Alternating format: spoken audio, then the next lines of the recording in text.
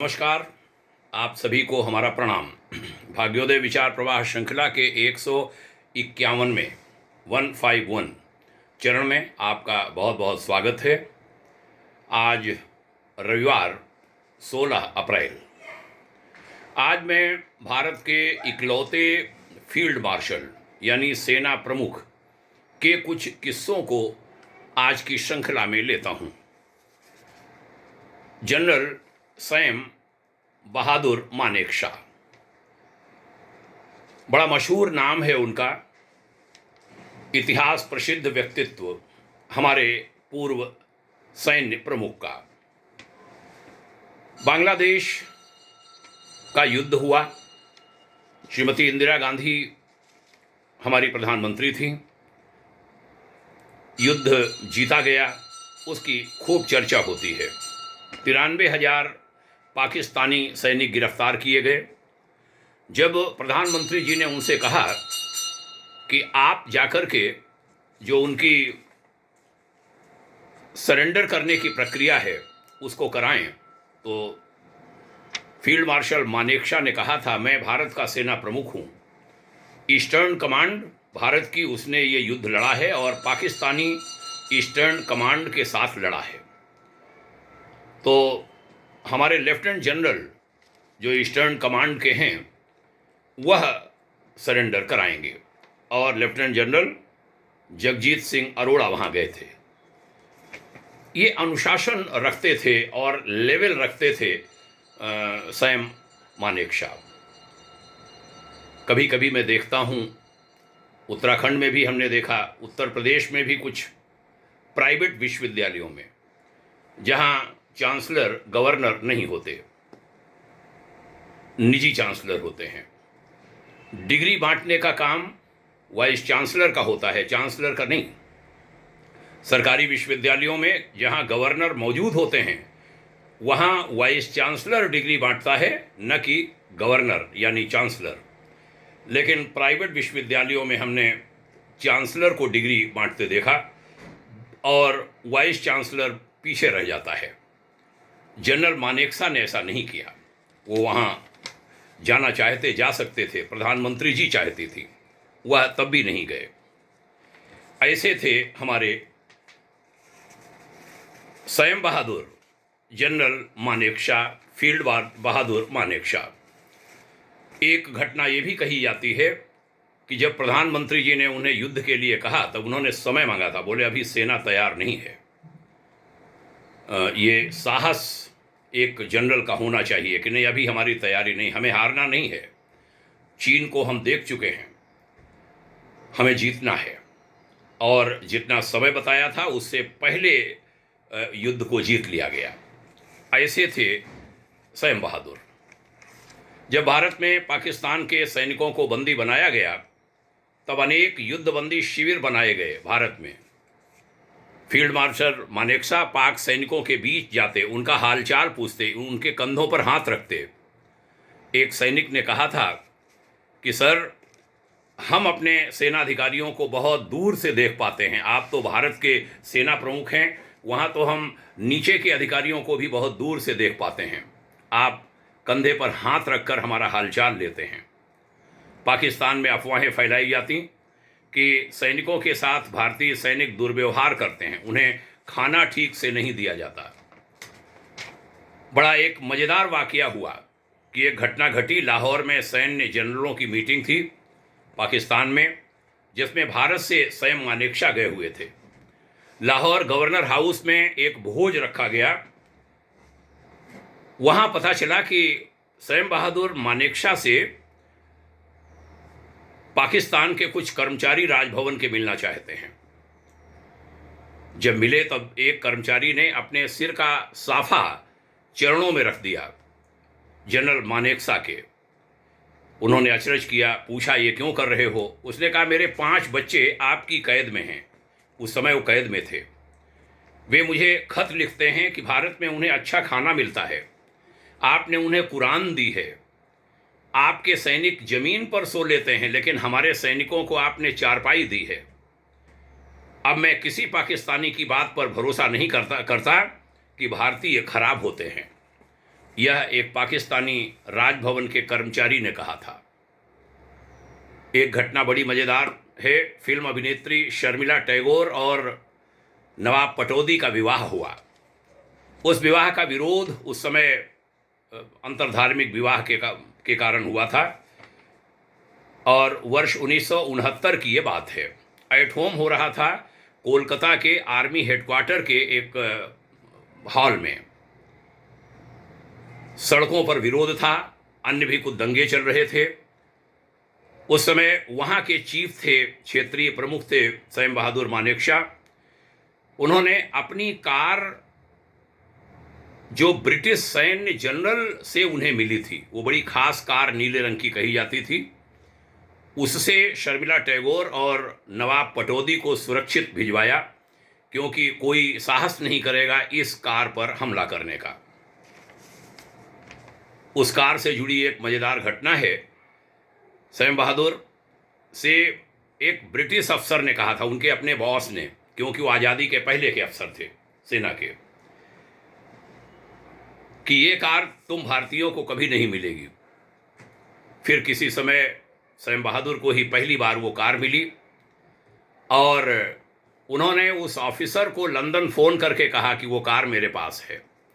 बाद में जब भारत के सेना प्रमुख बन गए तब वो कार वहाँ नहीं ले गए। उन्होंने कहा नहीं, ये इसी क्षेत्र में की कार है, यहीं पर कार रहेगी। ऐसे थे सैम बहादुर। बड़ी मज़ेदार घटनाएं उनके जीवन की हैं, बहुत लंबी कहानियाँ। उनके साथ एक जेसीओ था, शेर सिंह, उम्र में बड़ा। वो उस समय कर्नल जैसे पदों पर रहे होंगे। उनको एक युद्ध में गोली लग गई, जनरल मानेकशॉ को, और इलाज के लिए जब वो ले गया, बहुत सारी गोलियां लगी थीं। उस समय अंग्रेजी शासन था। डॉक्टर ने उनकी उपेक्षा की कि इसका क्या इलाज करें, ये तो मर जाने वाला है। वो दूसरे हॉस्पिटल ले गए, वहाँ कोई ऑस्ट्रेलियन डॉक्टर था, उसने भी जब यही कहा तो शेर सिंह ने अपनी राइफल तान दी उसके ऊपर कि हम तुम्हें मार देंगे, इलाज करो। डर कर के डॉक्टर ने इलाज किया और सैम बहादुर बच गए। जब सेना प्रमुख बने लंबे समय बाद, शेर सिंह की तब तक मृत्यु हो चुकी थी। शेर सिंह की पत्नी आई सेना प्रमुख के द्वार पर, वो पहुंच नहीं पाई उन तक, खबर नहीं पहुंचा पाया उनका स्टाफ। वो ऑफिस जाने लगे, कार से देखा शेर सिंह की पत्नी खड़ी है। उन्होंने तुरंत कार रुकवाई, शेर सिंह की पत्नी को प्रणाम किया और शेर सिंह की पत्नी को अपनी कार में बिठाया, अपने ऑफिस ले गए, अपनी सीट पर बिठाया। उन्होंने कहा, आप हमारी माँ हैं। पूर्व जेसीओ दिवंगत शेर सिंह जी की धर्मपत्नी की आंखें छलछला आईं।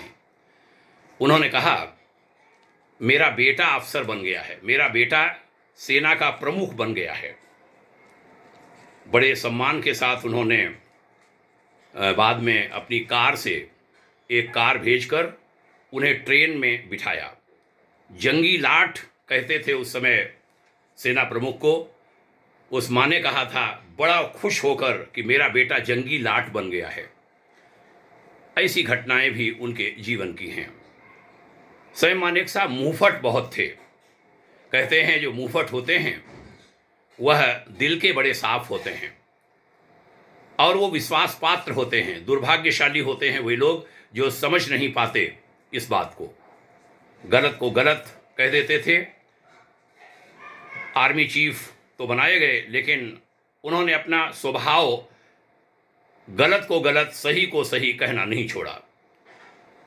एक बार जब वह जूनियर थे तो भारत के रक्षा मंत्री, हमें लगता है मेनन साहब उस समय थे, वो उनके पास आए निरीक्षण करने और उन्होंने उस समय के सेना प्रमुख के बारे में राय पूछी श्री मानेकशॉ से। उन्होंने कहा, नहीं, ये काम हमारा नहीं है, हम अपने बॉस के बारे में कोई टिप्पणी नहीं कर सकते। मंत्री जी ने कहा, मैं आपके बॉस को हटा भी सकता हूँ। उन्होंने कहा, हटाकर के जिसको आप लाएंगे उसके प्रति भी हमारी यही धारणा होगी। रक्षा मंत्री मुंह लटका करके वहाँ से चले गए। ऐसे थे सैम बहादुर। बाद में बताते हैं रिटायरमेंट के बाद उनको भुगतान नहीं मिले, उन्होंने कभी मांगे भी नहीं। डॉक्टर कलाम राष्ट्रपति हुए, एक बार सैम बहादुर मानेकशा के शहर में एक बार कलाम साहब गए तो मानेकशा से मिलने गए। वो उस समय हॉस्पिटल में भर्ती थे, अस्पताल में मिलने गए। वहाँ बातचीत से राष्ट्रपति महोदय को पता चला कि फील्ड मार्शल रहे मानेकशा को उनके भुगतान नहीं मिले हैं रिटायरमेंट के बाद के। तीनों सेनाओं का प्रमुख होता है राष्ट्रपति। उन्होंने सख्त एक्शन कराया, तुरंत 2-3 दिन में भुगतान हुआ और भारत के रक्षा सचिव हॉस्पिटल में उनको चेक लेकर के गए, चेक देने 1,16,00,000 रुपए का। मुस्कराए सैम बहादुर कि क्या ये चेक बाउंस तो नहीं होगा, हंस करके उन्होंने कहा। अन्य सुविधाएं भी उनको दी गई, क्योंकि फील्ड मार्शल कहते हैं कभी रिटायर नहीं माना जाता, उनको जीवन पर्यंत पूरी सुविधाएं मिलती हैं। लेकिन उन्होंने वह सुविधाएं बाद में नहीं ली। पद में विभूषण भी भारत सरकार ने उनको दिया, राष्ट्रपति जी ने उनको दिया। सैम बहादुर कैसे नाम पड़ा था, बड़ी दिलचस्प घटना है। एक बार ये सैम बहादुर निक नेम था, उनका लंबा नाम मैं नहीं ले पा रहा हूँ, हमने सुना था लेकिन नोट नहीं कर पाया हूँ। फील्ड मार्शल सैम मानेकशा का और लंबा नाम था। सैम बहादुर नाम उनके एक राइफल मैन ने दिया था, सिपाही ने। 8वीं बटालियन गोरखा राइफल्स के निरीक्षण पर मानेकशा गए थे। वहाँ उन्होंने गार्ड ड्यूटी पर तैनात एक राइफल मैन से पूछ लिया, वहाँ प्रवास किया। वो राइफल मैन उन्हें जानता नहीं था। उन्होंने कहा क्या तुम अपने चीफ को जानते हो? तो उसने कहा जी सर, सैम बहादुर। तो तब से उनका नाम सैम बहादुर पड़ गया था। बहुत कहानियां हैं सैम बहादुर की, बहुत कहानियां हैं फील्ड मार्शल सैम मानेकशा की। नमन है उस महान व्यक्तित्व को। ऐसे व्यक्तित्वों को याद करना चाहिए। मैंने सोचा कि भाग्योदय विचार प्रवाह श्रृंखला के इस चरण में उनका उल्लेख करूं। एक उल्लेख उनकी पत्नी का भी मैं करके यह वार्ता रोकूंगा, इस वार्ता को विराम दूंगा। उनकी धर्मपत्नी, जिनका नाम इस समय मैं नहीं ले पा रहा हूं, जब वह भारत के सेना प्रमुख थे, फील्ड मार्शल थे, तब एक दिन उनकी पत्नी किसी बीमारी के कारण उन्हें डॉक्टर को दिखाना था। उन्होंने डॉक्टर को सूचना नहीं दी, हॉस्पिटल पहुंच गईं। सामान्य महिला की भांति वह बेंच पर बैठ गईं। जब नंबर आया, नर्सिंग स्टाफ आया, नर्स आई, उनका डिटेल पूछा, फॉर्म भरवाया। उन्होंने अपना नाम लिखा, बंगले का नाम लिखा। तो नर्स चौंकी कि ये तो हमारे फील्ड मार्शल साहब का आवास है। बोले हाँ, मैं उनकी धर्मपत्नी हूँ। हड़कंप मच गया हॉस्पिटल में। सारे हॉस्पिटल के बड़े डॉक्टर्स दौड़े दौड़े आए कि मैडम, मैं चला आता आपसे मिलने, वहीं पर देख लेता, आपने कष्ट क्यों किया? उन्होंने कहा नहीं, क्या हो गया, हमारा हॉस्पिटल है। मैंने सोचा मैं हॉस्पिटल में अपने गपशप करूंगी अपने सैनिकों के पत्नियों के साथ। वो लेडीज़ वाला हॉस्पिटल होगा और वहाँ सेना के सभी वर्तमान और पूर्व सैनिकों के परिवारों के इलाज की व्यवस्था होती है। वहाँ वो ऐसे पहुँच गई। ऐसे महान व्यक्तित्व। प्रधानमंत्री डॉक्टर मनमोहन सिंह की पत्नी के साथ भी एक बार ऐसे ही हुआ था। उसके बारे में अलग से भी किसी दिन मैं चर्चा करूंगा। द्वितीय प्रधानमंत्री लाल बहादुर शास्त्री जी के साथ की ऐसी अनेक घटनाएं हैं। उनकी पत्नी ललिता शास्त्री, शास्त्री जी की माता जी के बारे में बड़ी विलक्षण कुछ चीज़ें हैं, मैं उसके बारे में अलग से भी कहूँगा अपनी चिरैवेत श्रृंखला में। आपने सुना, बहुत धन्यवाद। समय देते हैं इसके लिए साधुवादी हूँ। पुनः प्रणाम करता हूँ। यह चर्चाएं अन्य लोगों में भी फैलें, इसकी बड़ी आवश्यकता है।